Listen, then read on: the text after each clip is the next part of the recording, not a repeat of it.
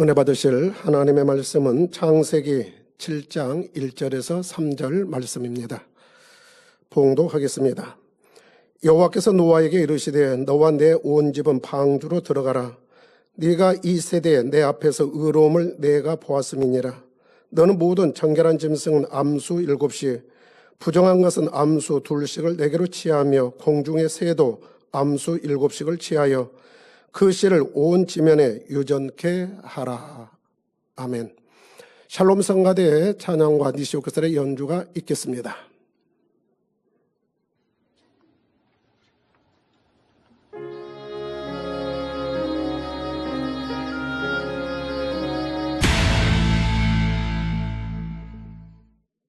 올로 목사님의 설교 창세기 강해 101번째 노아의 방주 4번째 말씀 듣겠습니다.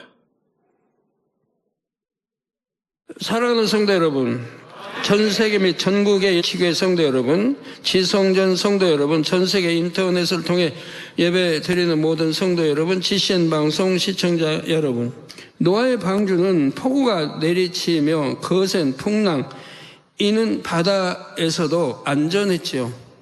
여러분께 그 물이 지구를 덮을 정도의 그 거대한 물결, 그 물살이 얼마나 세겠어요. 출렁거리는 물살이. 바람이 안 분다 해도 쓸 텐데 또 바람이 분다면 어마어마하게 그 물결이 치죠.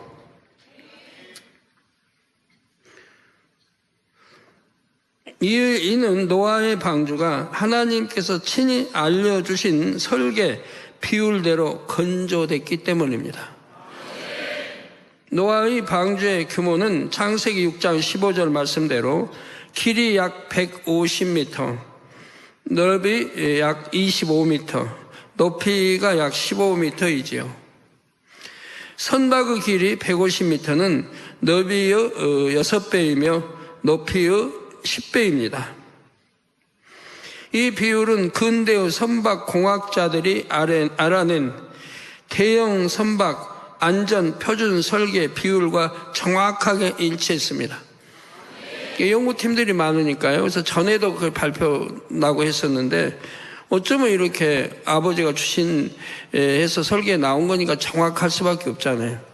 근데 이제 최근에 그렇게 근대 선박 공학자들이 알아낸 대형 선박 안전 표준 설계 비율과 정확하게 일치한다 이 말이에요. 그러니까 여러분 이런 것만 봐도 성경이 얼마나 참이라는 거 알아야 돼요. 성경이 참이라는 게 성경에 전체 참 많이 나오죠. 창세기는 더군다나 또 많이 나오고. 그지만 이런 것도 연구해서 이제 발표하는데 이렇게 정확하다 이말. 저 아버지 하나님이 하신 거니까 설계에서 다 이렇게 지으라고 해서 나온 거니까 정확할 수밖에 없죠. 그러니까 그 거대한 파도 물결에도 배가 뒤집히지도 않고 유유히 이렇게 그 안에 온갖 짐승 다 들어있는 거 아니에요. 어느 건 7상씩도 들어있고 새 모든 게 거기 또 그들이 먹을 수 있는 양식이 또 가득 실어 있었을 거고. 또한 1992년 우리나라 해사기술연구소는 한국창조과학회의 의뢰를 받아 노아의 방주를 조선공학적 입장으로 접근하여 실험하고 그 연구 결과를 발표하였지요. 그 결과 노아의 방주가 대홍수 속에서도 건재할 수 있을 만큼 튼튼했음이 과학적으로 증명이 됐습니다. 하나님께서 친히 설계하신 노아의 방주는 참으로 안전하여 30m 높이의 파도도 거뜬히 이겨낼 수 있을 정도였습니다. 파도가 30m 높이라면 어마어마하죠.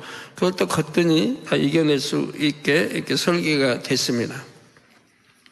방주는 영적으로 하나님의 말씀을 의미한다 했습니다. 따라서 여러분이 영적인 방주인 하나님의 말씀 안에만 거한다면 어떤 시련이 몰려와도 안전할 수 있음을 꼭 기억하시기 바랍니다. 성도 여러분, 창세기 7장부터는 대홍수 심판이 시작됩니다. 본문 1절에 여호와 하나님께서는 비를 내리시기 전 노아에게 가족들과 함께 방주로 들어가라 말씀하셨습니다.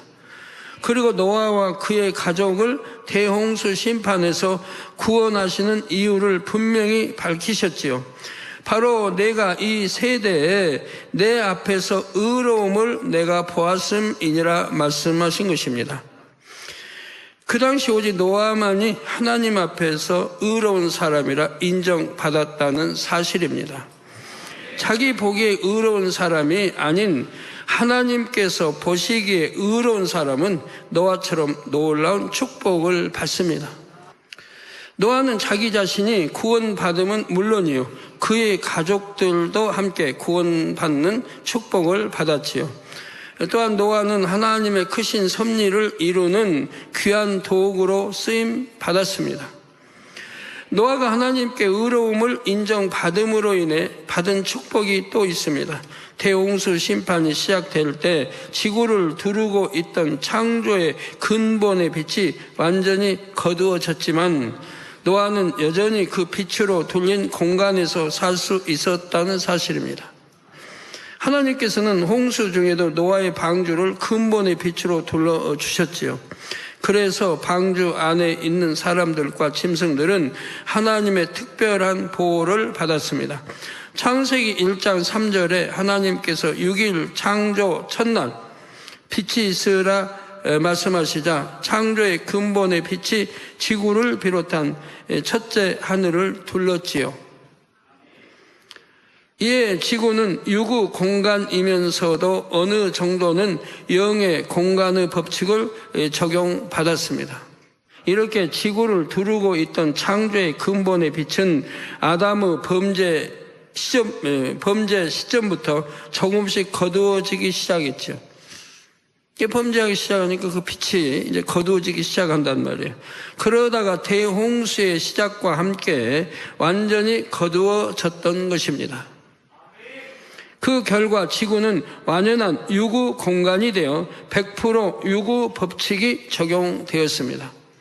이에 지구에 있는 생물들은 본래 가지고 있던 유구 속성이 제한 없이 발현되었습니다. 예를 들어 사자나 호랑이 같은 맹수들은 잠재되어 있던 포악함을 드러냈습니다. 근본의 빛으로 둘렀을 때에는 이런 맹수들도 온순했지만 이제 본성이 드러났던 것입니다. 또한 지구에 있는 모든 것이 유구 속성대로 더 빠르게 변질되고 썩게 되었지요. 노아는 홍수 이후에 이러한 환경 가운데에서도 근본의 빛으로 둘린 공간에서 살았다는 사실입니다. 이에 대한 한 증거가 노아의 수명입니다. 노아는 홍수 이전의 사람들처럼 95세까지 살았지요. 이와 달리 본래 영생할 수 있었는데도 육으로 변질되어 멸절된 이들이 있지요. 바로 에덴 동산에서 이 땅으로 내려와 임의대로 육을 취하다가 유구 사람이 된 존재들입니다. 그들과 그들의 후손들도 모두 대홍수 심판 때 멸절이 되고 말았습니다. 이를 통해 하나님께서 보실 때에 의로운 사람과 불의한 사람의 결과가 얼마나 다른지를 알 수 있지요. 잠언 12장 7절에 악인은 엎드려져서 소멸되려니와 의인의 집은 서 있으리라 말씀하신 대로입니다. 악인은 엎드려져서 소멸되려니와 의인의 집은 서 있으리라. 이처럼 노아는 죄악이 관영한 세대에서 하나님 앞에서 의를 굳게 지킴으로써 구원과 축복을 받았습니다. 성도님들도 불의한 일을 멀리하고 하나님 보시기에 의를 행하여 복된 길로 인도받으시기를 주님의 이름으로 기원합니다. 이제 본문 2절 3절을 보시겠습니다. 하나님께서는 노아에게 방주에 더 태워야 할 짐승의 종류와 수량을 말씀해 주셨습니다. 너는 모든 정결한 짐승은 암수 7씩, 부정한 것은 암수 2씩을 내게로 취하며 공중의 새도 암수 7씩을 취하여 그 실을 온 지면에 유전케 하라 말씀하신 것입니다. 창세기 6장 19절 20절에서 하나님께서는 혈육 있는 모든 생물을 암수 한 쌍씩을 방주로 이끌어 드리라 말씀하셨습니다. 그런데 왜 여기서는 정결한 짐승과 새들은 암수 7씩을, 부정한 짐승은 암수 2씩을 더 태우라 하신 것일까요? 창세기 6장 19절에서 혈육 있는 모든 생물을 암수 한 쌍씩 방주에 태우라 하신 것은 그 생명을 보존케 하기 위함이었습니다. 다시 말해 종족 보존을 위해 기본적으로 모든 짐승의 암수 한 쌍씩을 방주에 태운 것입니다. 그리고 그때 하나님께서 그 생명을 보존케 하려고 택하신 동물들은 본능적으로 근본의 소리에 이끌려 방주로 나오도록 역사하셨지요. 그런데 본문 창세기 7장 2절에서 3절에서는 하나님께서 특정 동물들을 지명하여 암수 7씩 또는 암수 2씩을 태우게 하셨습니다. 여기서 주목할 부분은 하나님께서 방주에 더 태울 정결한 짐승과 부정한 짐승을 노아가 택하여 취하게 하셨다는 사실입니다. 이는 아버지 하나님께서 노아를 통해 인간 경작을 새롭게 시작하시겠다는 의지를 나타내신 것이지요. 또한 노아처럼 하나님의 참 자녀가 되면 모든 것을 지배할 수 있음을 알려주신 것입니다. 하나님의 참 자녀는 영의 차원에 있기에 그보다 차원이 낮은 육에 속한 짐승들을 능히 지배하고 다스릴 수 있지요. 사자굴에 던져진 다니엘을 사자들이 해치지 못한 것도 같은 원리입니다. 성도 여러분, 그러면 본문에 나오는 정결한 짐승과 부정한 짐승은 어떤 기준에 의해 구분이 됐을까요? 그 기준은 짐승들이 가진 근본 속성입니다. 모든 짐승은 처음 창조될 때 사용된 토질에 따라 근본 속성이 다르지요. 예를 들어 어떤 짐승은 성질이 간사하고 어떤 짐승은 포악하며 어떤 짐승은 탐욕스러운 성질을 가졌습니다. 반면에 어떤 짐승은 순종적인 성질을 가졌고 어떤 짐승은 순한 성질을 가졌으며 어떤 짐승은 우직한 성질을 가지고 있지요. 이 땅이 하나님의 근본의 빛으로 둘러 있을 때에는 짐승들에게 내재된 악한 속성이 발현되지 않았습니다. 그래서 지금은 사나운 동물들도 당시에는 모두 온순했습니다. 그러나 대홍수 심판이 시작되면서 근본의 빛이 완전히 이 땅에서 거두어지자 토질에 내재된 근본 속성이 나오기 시작했지요. 이에 하나님께서는 근본 속성에 따라 정결한 짐승과 부정한 짐승을 구분하셨습니다. 그런데 모든 짐승이 이 두 범주에 드는 것은 아닙니다. 짐승들 중에 일부만 정결하다 또는 부정하다 해 주신 것입니다. 그런데 레위기 11장에 보면 부정한 짐승의 종류가 구체적으로 기록되어 있습니다. 그러나 레위기에 나오는 부정한 짐승과 노아의 방주에 태운 부정한 짐승이 100% 일치하지는 않습니다. 레위기는 대홍수 심판으로부터 약 1000년 후에 기록됐습니다. 레위기 기록 당시의 짐승들은 그 속성이 노아 시대의 짐승들과 또 달라졌지요. 대홍수 심판 후 사람이 다시 번성하면서 세상도 점차 악으로 물들어 갔습니다. 대홍수 심판이 끝난 후에는 하나님의 빛이 더 이상 남아있지 않았기에 짐승들도 근본 속성을 제약 없이 적나라하게 드러냈지요. 쉽게 말해 짐승들도 더 악해졌던 것입니다. 따라서 노아 시대 하나님께서 정해주신 정결한 짐승과 부정한 짐승의 기준과 레위기 기록 당시의 기준은 같을 수가 없지요. 노아 시대에는 부정한 짐승이 아니었는데 레위기 기록 당시에는 부정한 부류에 속하게 된 짐승들이 생겨났습니다. 예를 들면 새우 경우가 그랬습니다.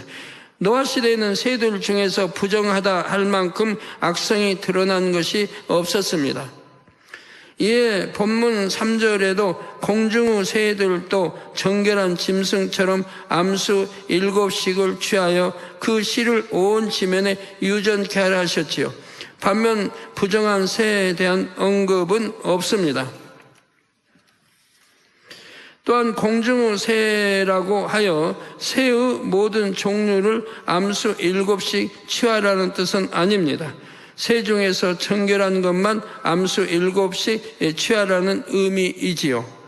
따라서 노아 당시에는 새들이 정결한 종류와 나머지 종류로 두 부류만 존재했음을 알아야 하겠습니다.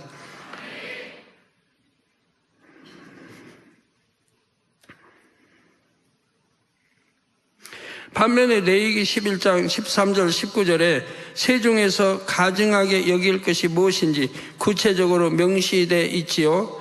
이는 세월이 흐름에 따라 새 중에서도 악한 종류들이 드러났다는 증거입니다. 참고로 레위기 11장에 나오는 가증한 동물들은 그 형상이 타락한 그룹들을 닮았습니다. 하나님께서는 그런 것들은 먹지 말라 하셨지요. 타락한 그룹을 닮은 가증한 동물들은 대부분 독성을 갖고 있어서 사람에게 악영향을 주기 때문입니다. 성결되는데 지장이 있단 말이에요. 마음이 선해지기보다는 악해지도록 하지요.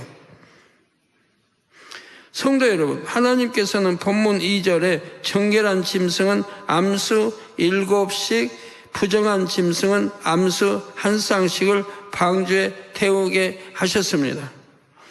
여기서 정결한 짐승은 암수 7씩이란 표현에는 두 가지 의미가 담겨 있음을 알아야 합니다.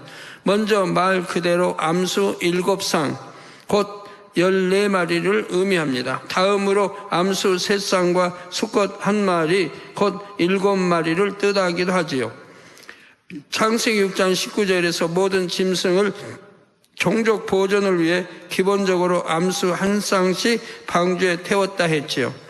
이때 정결한 짐승은 1쌍씩이 아니라 7쌍씩을 방주에 태웠다는 사실입니다. 정결한 짐승은 소, 양, 염소 등 매우 유순한 동물들입니다. 이런 짐승들이 종족을 보존할 수 있으려면 맹수들보다 그 수가 많아야 하지요. 또 많이 낳아야 하고요. 그래서 정결한 짐승은 종족 보존을 위해서 암수 7쌍을 방주에 태웠습니다. 그런데 이 외에 또 다른 목적으로 암수 7마리, 곧 3쌍과 수컷 1마리를 방주에 더 태웠다는 사실입니다. 이를 돕기에 구체적인 예를 들어보겠습니다. 이를테면 정결한 짐승에 속하는 양은 종족 보존을 위해 7쌍을 태웠습니다. 또 다른 용도를 위해 3쌍과 수컷 1마리를 더 태웠지요. 그래서 방주에 태운 양은 총 21마리가 됩니다. 이 중 순양은 11마리, 암양은 10마리이지요. 그러면 부정한 짐승에 속하는 돼지는 몇 쌍이 방주에 실렸을까요?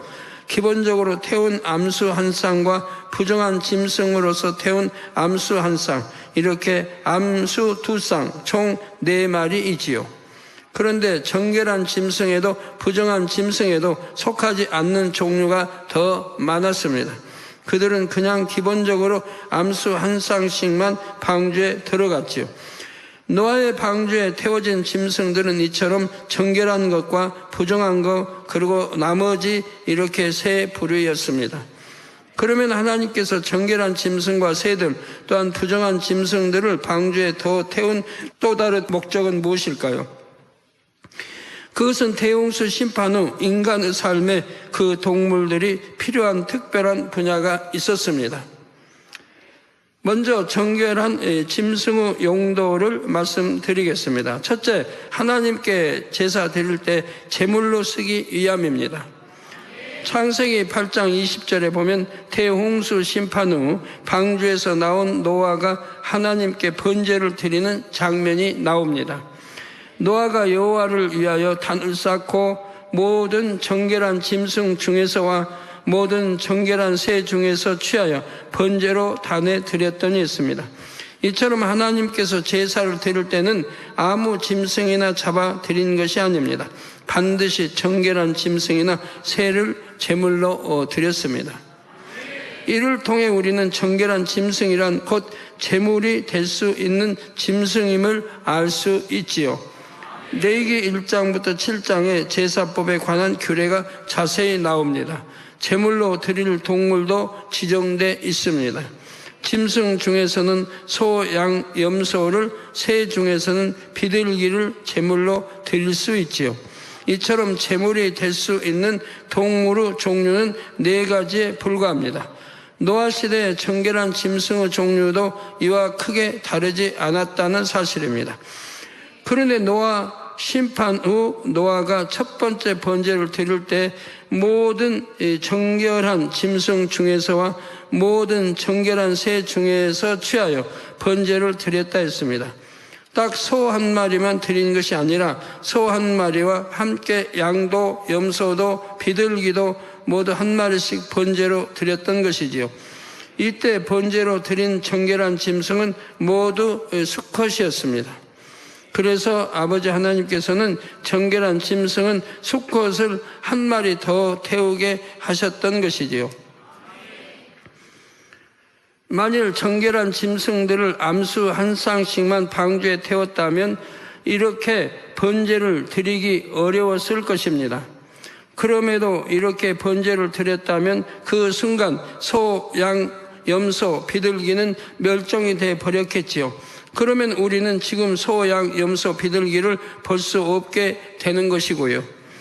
이에 하나님께서는 노아에게 정결한 짐승들은 종족 보존을 위한 14마리 외에 7마리를 더 방주에 태우게 하셨던 것입니다. 태홍수 심판 이후에도 계속해서 하나님께 제사를 드려야 하기 때문입니다. 구약시대의 제사는 인생들이 하나님과 교통하는 통로였지요. 홍수 심판 이후 이 땅에는 사람들이 급속하게 번성합니다. 이와 동시에 하나님께 제사 드릴 일도 많아지지요. 하나님께서는 이처럼 앞으로 될 일을 아시고 사람들에게 필요한 수요만큼 정결한 짐승들을 더 태우게 하셨던 것입니다. 정결한 짐승의 용도는 이 외에도 또 있습니다. 정결한 짐승의 두 번째 용도는 바로 하나님을 믿는 백성들의 양식이 되는 것입니다. 하나님께서는 홍수 이후 사람들에게 육식을 허락하셨습니다. 바로 창세기 9장 3절에 무릇 산 동물은 너희의 식물이 될지라 채소같이 내가 이것을 다 너희에게 주노라 말씀하셨습니다. 사람들은 홍수 심판 전까지는 채식만 했습니다. 그런데 홍수 심판 이후부터 고기도 먹기 시작한 것입니다. 이때 사람들에게 양식으로 허락된 동물들이 바로 정결한 짐승들이었다는 사실입니다. 당시 말씀을 받은 노아와 그의 자손들은 여호와 하나님을 믿는 사람들이죠. 그러니 아무 짐승이나 잡아먹는 게 아니라 정결한 짐승을 잡아먹을 수 있음을 알았습니다. 이처럼 정결한 짐승은 사람의 양식으로도 제사 때 드릴 제물로도 필요했던 것입니다. 따라서 방주에 태울 정결한 짐승의 수요가 다른 동물들에 비해 몇 배나 더 했던 것이지요. 사자는 새끼를 낳으면 새끼가 그대로 잘 자란다고 하면 다른 동물들이 살 수가 없어요. 그러니까 대부분 죽어요. 키우지 못하고.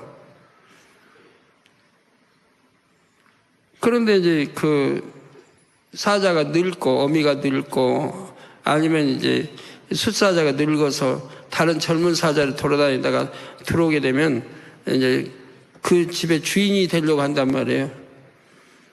늙은 사자를 싸워서 이기면 이제 그 주인이 되는 거예요. 그럼 거기에 있는 새끼들은 다 잡아먹어요. 다 잡아먹어버려요. 죽여버려요. 왜? 자기가 낳은 새끼가 아니니까 죽여버려요. 안 그러면 암컷이 자기에게 복종을 안 하니까 다 죽여버리면 또 새끼를 낳기 위해서 그 있던 암컷이 복종을 하는 거죠. 그렇게 이제 일반적으로 돼 있습니다. 그런데요, 다 다릅니다, 사자도. 어떤 사자는 그렇게 와서 그 새끼를 죽이지 않고 키운다고 그래요. 그 새끼를 죽이지 않고. 자기가 낳은 새끼가 아닌데도 그 새끼를 키우는 숫사자도 있다고 그럽니다. 어떤 사람이 하나가 연구해서 보고 오랫동안 관찰해가지고 보고하면 그것이 정설이 돼버리는데 아니란 얘기예요. 또 다른 사람이 연구하면 또 달라지고, 하나 정설 아니고 또 사람마다 연구하면 또 달라지는 게 있는 거고. 바다의 그 무수한 고기떼들이 바다에 무슨 지난번 뭐가 있습니까? 나침반이 있습니까? 동서남북을 어떻게 알아요? 바다 속에서. 고기들이 그걸 안다는 얘기예요. 배우지 않았는데도, 지리 공부 안 했는데도, 여기가 태평양이고 대서양이고 안 하는데도 안다는 얘기예요. 가지고 수많이 떨어진 곳을 여행합니다. 큰 고기들이. 왜? 때를 따라 이동을 하는 거, 사실 먹이를 이제 찾기 위해 이동하는 거예요. 어디에 가면 굉장히 먼 거리죠. 그 이동하면 거기에 이제 먹이가 있다는 거 아는 거예요. 봄, 여름, 가을, 겨울 다 아는 거예요. 어느 때는 어디를 가야 되고. 그래서 그 먼 거리를 간다 이 말이에요. 근데 거기 떼들이 안다 이 말이고. 연어가 자기 새끼 낳을 때는 태남고에 와서 새끼 낳고 죽듯이 그 태평양 바다는 큰 곳에 갔다가 이제 자기 새끼 낳을 때 되면 온다 이 말이에요. 그거 누가 어떻게 하냐. 사람이라면 못해요. 사람이라면 못 찾아와요. 아무것도 없는데. 근데 고기들은 찾아온다 이 말이에요. 그 먼 거리를 여행하면서 이제 먹이사슬하게 여행한다 이 말이에요. 바다에서 아무 없잖아요. 그런데도 한다 이 말이에요. 성도 여러분, 그러면 부정한 짐승을 암수 둘씩 더 취하신 이유는 무엇일까요? 이는 장차 하나님을 믿지 않는 이들을 양식으로 주기 위함입니다. 홍수 심판 이후 세월이 흐름에 따라 노아의 자손이 번성하면서 하나님을 믿지 않는 이들도 생겨나게 됩니다. 그들은 임의대로 정결한 짐승이 아닌 다른 짐승들까지 잡아서 양식으로 삼지요. 창세기에는 채소만 먹게 했는데 그 뒤로는 짐승을 잡아먹도록 허용이 됐습니까? 또 노아 홍수를. 인간이 그만큼 악해졌기 때문에 그래요. 악해졌기 때문에. 악해지면 그런 걸 먹어야 되는 힘을 발휘해요. 선하면 먹지 않아도 되는데. 그러니까 다니엘 세 친구나 다니엘 같은 경우는 채식만 먹어도 그런 짐승 안 먹어도 건강했단 말이에요. 피부도 곱고 선하니까. 악하면 그런 또 짐승이 먹어야 이제 더 힘을 발휘하는 이런 게 있는데 선하다 보면 그런단 말이에요. 근데 처음에는 채식만 먹고 이렇게 짐승 먹지 않아도 건강하게 잘 자랐는데 하나님께서는 그처럼 사람들이 어떤 짐승을 양식으로 삼을 줄을 미리 아셨습니다. 이에 노아의 방주에 암수 한 쌍씩을 더 태우게 하셨던 것입니다. 결국 하나님께서 부정하다 하신 동물들은 장차 이방인들에게 양식이 될 짐승들이었지요. 부정한 짐승들도 그 종류가 많았던 것은 아닙니다. 그러므로 암수 한 쌍씩을 더 태운다 하여 방주에 무리가 가는 것은 아니었습니다. 성도 여러분, 아버지 하나님께서는 이처럼 사람에게 필요한 것을 잘 아십니다. 장차 하나님을 믿지 않는 이들을 위해서도 그들의 양식을 미리 준비해 주신 것을 보십시오. 마태복음 5장 45절 후반절에도 하나님이 그 해를 악인과 선인에게 비치게 하시며 비를 의로운 자와 불의한 자에게 내리우심이니라 말씀하십니다. 이처럼 아버지 하나님의 인자와 자비는 사람들이 생각하는 것보다 훨씬 크십니다. 그런데 예수 그리스도를 영접하여 하나님의 자녀된 권세를 받은 성도들 중에도 하나님의 사랑을 잘 알지 못하는 분들이 있습니다. 우리 아버지 하나님은 자녀들이 믿음으로 무엇을 구할 때 가장 좋은 것을 주고 싶어 하시는 분입니다. 그러니까 하나님이 이제 깊이 사랑하시는 분, 하나님을 깊이 사랑하고 사랑받는 분들은 압니다. 하나님의 사랑이 얼마나 끝이 없는지. 그 좋은 것만 주시기 원하시는 거예요. 그런데 하나님을 그렇게 사랑하지 않는 분들은 몰라요. 하나님의 사랑은 몰라요. 무서운 하나님을 알고 있고.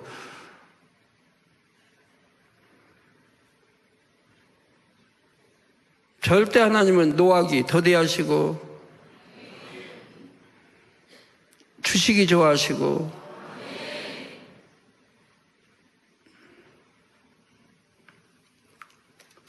그런 하나님을 오해하는 분들이 너무 많거든요. 지금 내가 하나님을 사랑치도 않고 말씀대로 살지 않으니까 오해를 하죠. 말씀대로 살아봐요. 하나님 무엇을 줄고 하시지. 여러분 가난한 분 가난할 이유 하나도 없어요. 하나님이 가난하게 사시게 안 했어요. 부유하게 사시겠지. 문제는 여러분 개인에게 답이 있는 그런 거 저런 거 모든 게 참 말씀 안에 해답이 다 있으니까. 저 가난하게 사는 것도 좋은 거 아니죠. 하나님 믿는다는 자녀들이 부유하게 살아야 되는데 나눌 줄 알고 줄 줄 알고 이래야 되는데 오히려 달라고 하고 하면 안 되죠. 그럼 하나님 말씀에는 다 있다 이 말이에요. 부유하게 어떻게 하면 부유해지고 어떻게 하면 11조도 많아지고 어떻게 축복받는 비결이 다 있다면 그걸 가르쳐줘야 된다면 양떼들은. 그래서 부유해지게 하고 아픈 사람 하나도 없게 하고. 그래서 자녀들이 믿음으로 무엇을 구할 때 가장 좋은 것을 주고 싶어 하시는 분입니다. 우리 예수님은 이러한 아버지의 마음을 잘 아셨지요. 그래서 마태복음 7장 9절에서 11절에 너희 중에 누가 아들이 떡을 달라 하면 돌을 주며 생선을 달라 하면 뱀을 줄 사람이 있겠느냐. 그런 사람 없죠. 아들이 떡을 달라 하는데 떡을 주지 돌을 주겠어요? 먹지도 못할. 생선을 달라 하면 뱀을 주겠어요? 너희가 악한 자라도 좋은 것으로 자식에게 줄 줄 알거든 하물며 하늘에 계신 너희 아버지께서 구하는 자에게 좋은 것으로 주시지 않겠느냐 말씀하셨죠.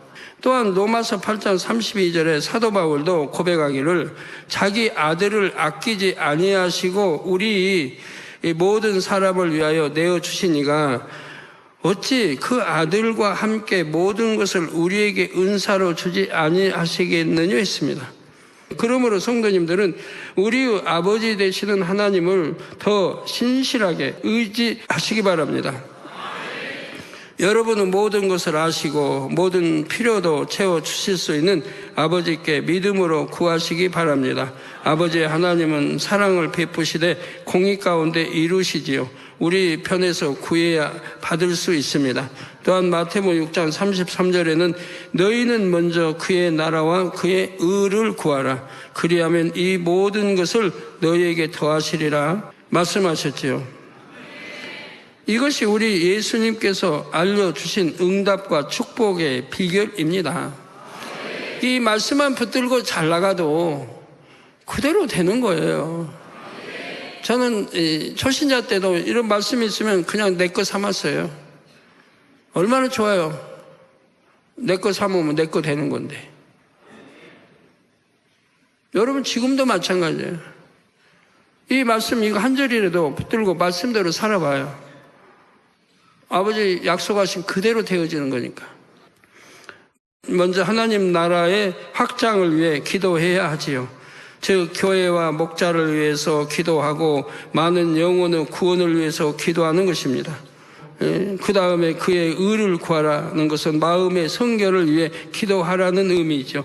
이것이 단지 기도하는 순서만을 가리킬까요? 물론 기도하는 순서도 중요합니다. 그런데 그보다 더 중요한 것은 기도하는 사람이 중요하게 여기는 것이 과연 무엇인가 하는 것입니다. 하나님의 나라가 확장되기를 바라는 마음, 성결되기를 바라는 마음이 더 큰가? 자신의 육의 문제, 곧 물질의 축복이나 질병의 치료 등을 해결받고자 하는 마음이 큰가? 하나님 나라와 의를 구하라는데 자기 자식, 자기 가족, 자기 아내, 자기 아들의 입시, 자기 아들의 시험 문제, 그건 자기 욕심이고 자기를 위한 거지 하나님 나라 의를 위한 게 아니잖아요. 아버지 하나님은 우리의 마음을 받으시죠. 아버지 하나님은 우리를 사랑하시어 독생자까지 아낌없이 내어주셨습니다. 그 사랑이 너무나 고맙고 감사해서 어찌하든 하나님의 나라를 위하려는 마음, 아버지 하나님을 닮으려는 마음, 이러한 마음을 가진 자녀들을 찾으십니다.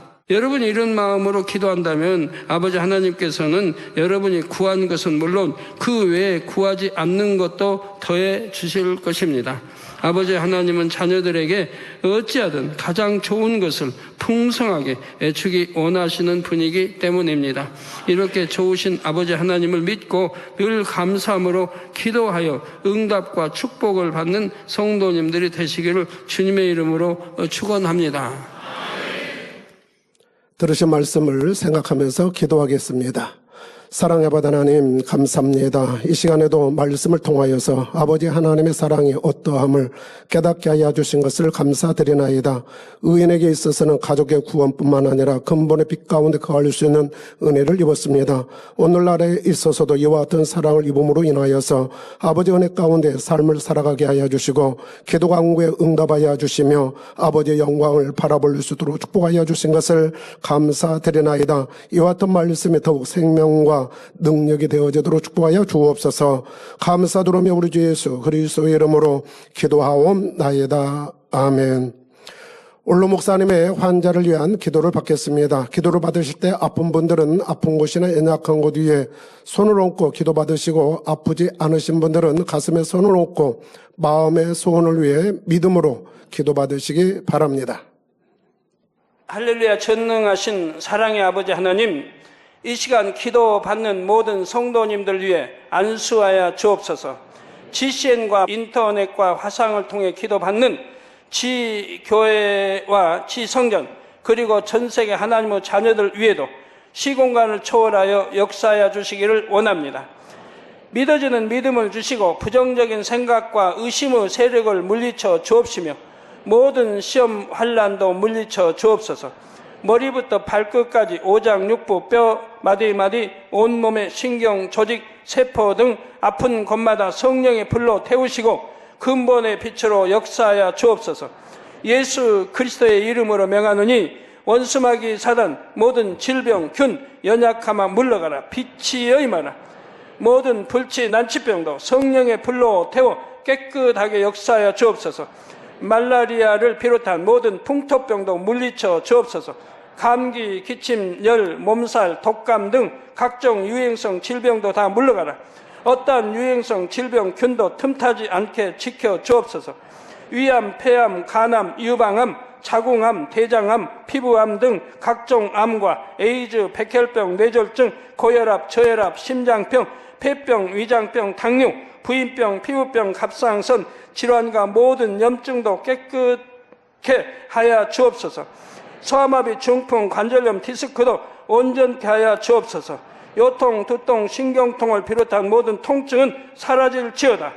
간질, 자폐증, 우울증, 조울증, 노이로제 등 모든 정신질환도 물러가라.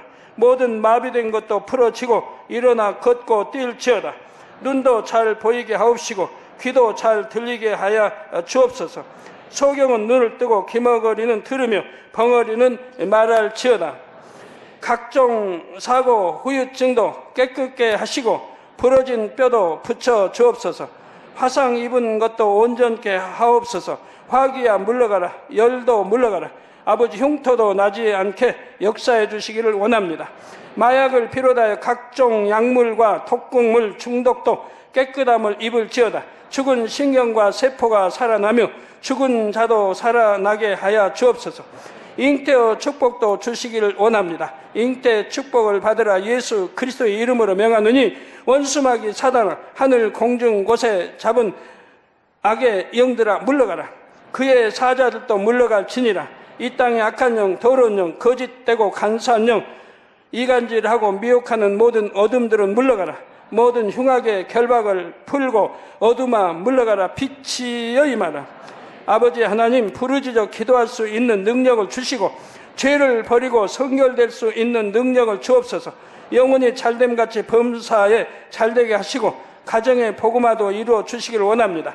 한 주간도 모든 사고와 재앙으로부터 지켜주시고 불통이 없는 형통한 삶을 살 수 있도록 축복해 주옵소서. 성령의 불담으로 천군 천사와 주님의 불꽃 같은 눈동자로 모든 하나님의 자녀들과 가정, 일터, 사업들을 지켜주시기를 원합니다. 학생들에게 지와 명철을 더하시고 공부도 할 수 있는 뜨거운 마음과 열정도 더하여 주옵소서. 마음과 생각을 세상에 빼앗기지 않도록 지키시고 하나님을 뜨겁게 사랑하는 학생들로 축복하여 주옵소서.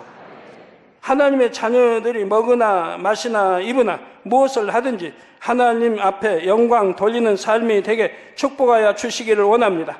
나는 하나님을 만났노라, 체험했노라, 응답 받았노라, 축복 받았노라, 간증하는 입술이 되게 역사하여 주옵소서.